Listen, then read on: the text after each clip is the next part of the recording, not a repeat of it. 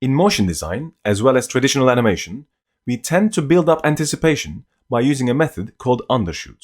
In order to understand what an undershoot is, you can try and stand up from the chair you're sitting on right now. You'll see before you stand up, you'll pull yourself down to build up momentum, then you stand up. Or if you imagine kicking a ball, you wouldn't just kick the ball, you'd first go back a little bit, then you'd kick the ball. So going back there is the undershoot, and it's quite a common thing in animation. So let me show you how it works. In order to see what's happening, I'm going to start with the scale set to not 0%, but something slightly higher. And I can do this by clicking on this keyframe here, the first keyframe, and then I can drag this up, and changing the vertical position of this will actually change the value. So if I do this, around about 50% maybe. If I now go back, it will start about half the size of the original size, then it will reach 100%. If I play it now, you'll see it doesn't start from 0, it starts from about 50%.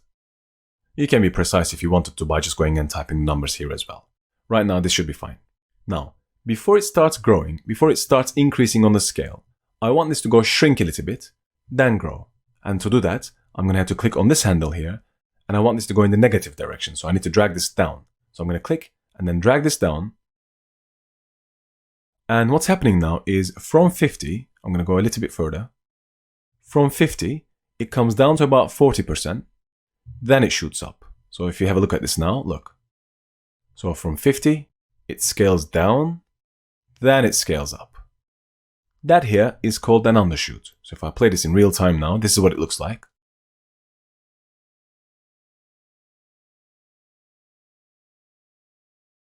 And in order to make this look more organic, I need to do the same for the rotation as well. So I'm going to go to rotation.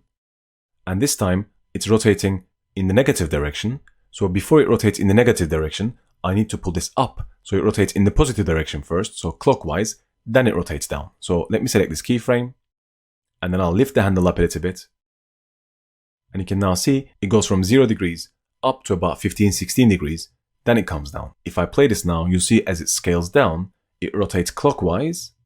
Then as it scales up, it starts rotating counterclockwise because this graph here is going down now. So going down means it goes counterclockwise, going up means it goes clockwise. So let's have a look at that again.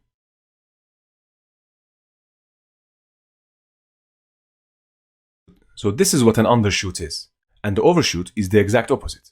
If I go back to my scale keyframes, I can go to the last keyframe here.